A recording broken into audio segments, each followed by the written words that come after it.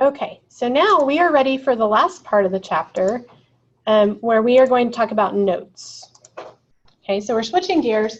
The first part, or like really the bulk of the chapter is dealing with, you know, accounting for bad debt. So we learned the direct write-off method and both allowance methods. Now we're switching gears a little bit, but we're still talking about receivables. Instead of dealing with accounts receivable, though, we're now going to look at notes receivable. Okay. So notes receivable. Notes receivable is basically when we issue a note, or basically it's a written promise that someone's going to pay us at a later date. Okay. So the biggest difference between an accounts receivable and a notes receivable is a notes receivable accrues interest. So they're going to pay us interest, which we're always happy with, right? So what happens is there's a couple of different reasons we might have a note. One reason is that we could have someone that had an accounts receivable and, you know, maybe our terms are 30 days and it's coming close to the end of the 30 days and they're like, hey, we need a little extra time to pay for this. Can we extend our account? So we'll say, sure, but we're going to turn your accounts receivable into a notes receivable. So we'll give you 90 more days, but now we're going to charge you some interest. That's fair, right? Because they weren't able to pay within the 30 days, the original terms of the accounts receivable, the credit sale. Another thing is we may just loan a customer or, you know, another company money on a note. So we give them money, and then 90 days, 60 days, 120 days, whatever we agree upon, they pay us back with interest. So it makes it, you know, kind of attractive to us to loan them money, right? If we're loaning someone money, we want to receive something in return. Because if we kept that money in our bank account, we would be earning interest or being able to purchase inventory and grow our business and make sales. Okay? So that's all we're dealing with a note. So a notes receivable is still a current asset. It still increases on the debit side and decreases on the credit side. And we're still going to have, you know, like customers, like notes receivable / Bob Smith or whatnot. Okay. Again, the difference is when they pay us back, we have to calculate how much interest they owe us. And that's going to be interest revenue for us. So a note, again, is a promissory note. It's a written promise to pay. So you have a face amount, which is the amount they originally borrowed or extended what they owed. And then it usually has interest. And then it has a due date or a date in the future that they're going to pay us. So then it just talks about some of the terminology. The maker of the note is the person that's promising to pay. So in this case with notes receivable, the maker would be the customer. The payee is to whom the note is payable. So with a note receivable, we're the client, we're the company, we're the payee. We're the ones that the client is going to pay. Okay? Face amount is just the original amount that is owed. Some of these are pretty obvious. Issuance date is the date the note was issued. It's a tricky one. The due date, also known as the maturity date, is the date that they owe us, the date that it matures. And then term, you may not be familiar with, the term of the note is just the amount of time that passes between the issuance date and the due date. So usually we say 30 days, 60 days, 90 days, you know, some increment like that. And then we have the interest rate. We usually list the interest rate as an annual interest rate, but then we have to calculate how much time they've actually borrowed the money. Okay. So this is a visual example of all those terms we just talked about. So again, the maker of the note is the person borrowing the money. So we have the issuance date was March 16th. So on March 16th, HB Lane borrowed $2,000, the face amount, from her Pureland company. They have a term of 90 days, which makes the due date June 14th, and they're paying it with 10% interest. So HB Lane is borrowing $2,000 from Pureland company. The issuance date March 16th, the due date is June 14th. The term is 90 days with 10% interest. So that's kind of what a note looks like, okay? So the first thing when we're dealing with notes is we have to learn to calculate the due date. This is when it helps when you know how many days are in a month, right? I never learned, like I know there's like a song and then there's like counting on your knuckles. I just try to remember. If you don't remember, your computer has a little clock, you can click it and you can like scroll through the months, see how many days are in January. Well, 31 in January, right? Or on your phone calendar, you can kind of look if you don't remember or we forget. Sometimes when like my husband asked me that the other day, he's like, how many days are in January? You get busy and you forget those little things. So what we do is we start with like the issuance date of the note. So in this case, this note was issued on March 16th. It was a 90-day note. So to calculate the due date, we just try to count to 90 days. So we start with March. March has 31 days. So we take 31 days minus the issuance day. So there's 15 days in March that this note will be, valid. And then we add in all the days in April. There's 30 days in April. So that gets us to 45 days. Well, we need to get to 90. So we add in all the days in May, which is 31. We're at 45, so what's that, 76 days. So now we're up to 76 days. So then we're like, well, 90 minus 76 is 14 days. So this is going to be due June 14th. Yes, you could get on and count the days, but that's the easiest way. Calculate the days left in the month.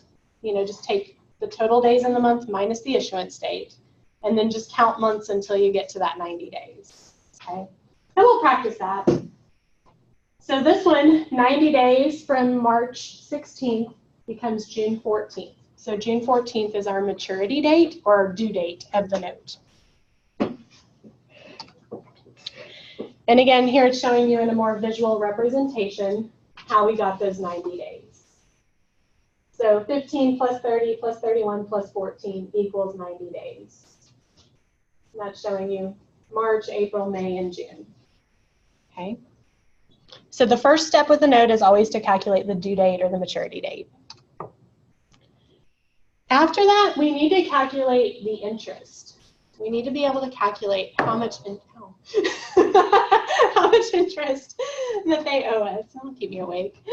The interest on a note is always calculated by taking the face amount times the interest rate times the term divided by 360. And you might ask, well, there's 365 days in a year. That's what I was thinking. Right? It's like, why are we dividing by 360? This is called the banker's rule of interest. It makes your division easier and usually a little, most of the time, less decimally. Is that a word? I just made up a word. Less decimals in our interest, less like repeating 0.33333. We still get them occasionally, but we just use the banker's days of 360. So that's just something to remember. So interest is always calculated. I'll leave this up here. The face amount. So the amount times the interest rate. So amount times rate times the time. So the term, I'm just going to say days, divided by 360. Okay. So interest is always calculated, face amount times the interest rate times the time in days. That interest rate, that 10% interest rate that they gave us is an annual interest rate. So if they had borrowed that money for a full year, it would be the full 10% that they owed us in interest. But since they're only borrowing it for 90 days, we want to calculate 90 days out of the full 360 days. 90 divided by 360, again, is a lot cleaner. It's 1/4, right, as opposed to 90 divided by 365. So 360 days. So we only want to charge them interest for 90 days. That's why we add the days on, okay? Otherwise, we'd be charging them for an entire year's worth of interest. And they're probably not going to pay that, right? They're not going to be very happy if they know math. So in this case, our principal or face amount was $2,000 times 10% interest rate times 90 divided by 360. The interest on this note is $50. So interest is 50.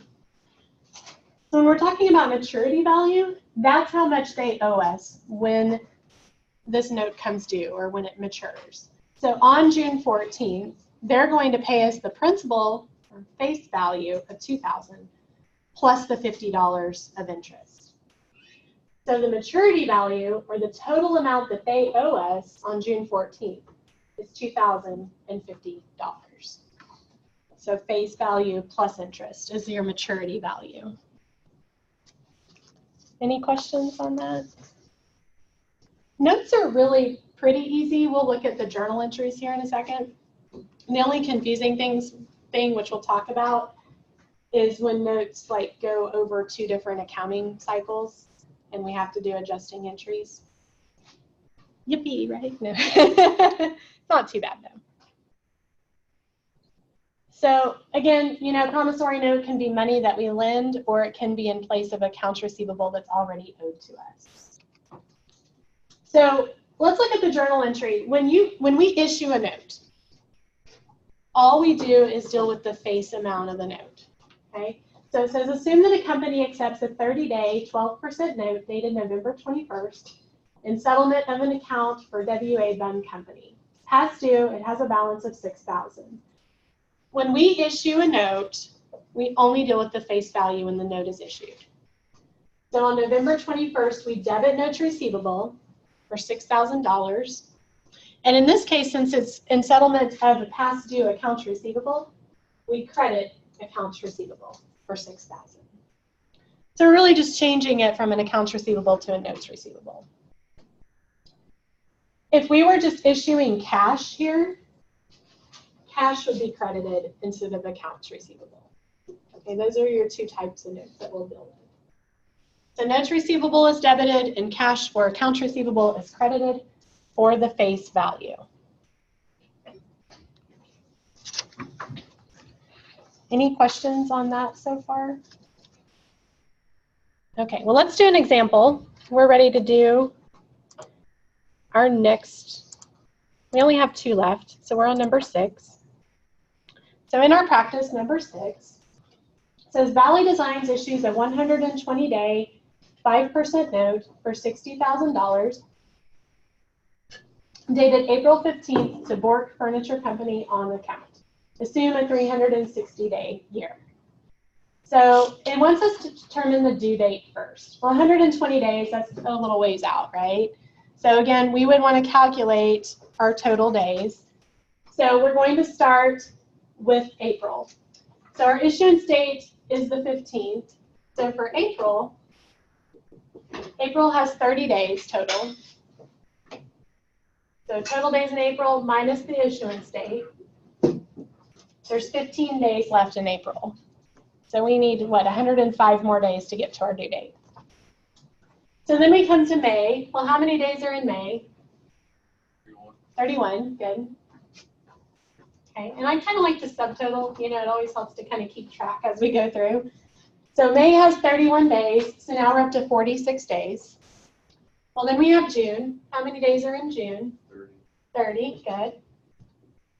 So now we are up to 76 days. Then we have July. July has, what, 31 days.